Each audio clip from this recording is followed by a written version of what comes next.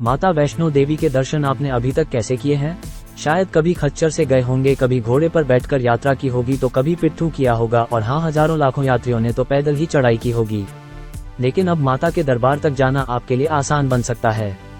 जी हाँ, जिस तरह से भक्तों के लिए भैरव बाबा मंदिर तक जाने के लिए केबल कार की सुविधा शुरू की है, उसी तरह से माता के भवन तक जाने के लिए आपको केबल राइड सर्विस मिलने वाली है। श्रद्धालु अब रोपवे के सहारे मां वैष्णो के दर्शन कर सकते हैं।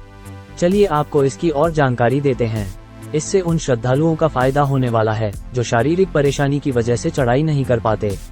अब उन्हें घोड़ा, खच्चर का सहारा नहीं लेना पड़ेगा। रोपवे के सहारे सांझी छत तक पहुंच सकते हैं। सांझी छत से श्रद्धालु माता के भवन तक यात्री पैदल यात्रा करके जाएंगे। शायद ये सुनकर आप भी यकीनन खुश हो गए होंगे। माता वैष्णो देवी के दर्शन के लिए रोजाना हजारों लाखों की संख्या में भक्त दर्शन करने के लिए आते हैं। माता के भवन तक जाने के लिए श्रद्धालुओं को 12 किलोमीटर की यात्रा करनी पड़ती है। इसके एक दिन का वक्त लगता है। शारीरिक रूप से सही यात्री आसानी से यात्रा कर लेते हैं, लेकिन अक्षम लोगों को घोड़ा, खच्चर या पालकी लेनी पड़ती है। इससे समय भी बहुत लगता है। ऐसे में सरकार ने ध्यान देते हुए रोपवे सुविधा जारी की है।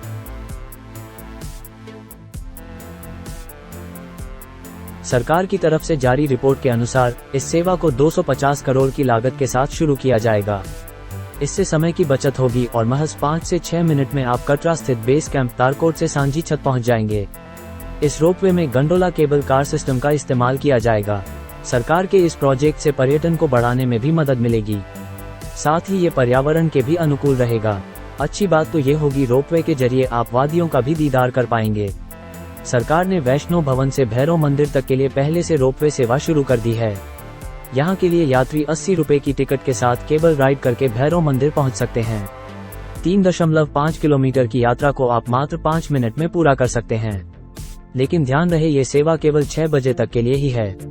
बुकिंग आप ऑनलाइन भी कर सकते हैं और काउंटर पर जाकर भी टिकट खरीद सकते हैं।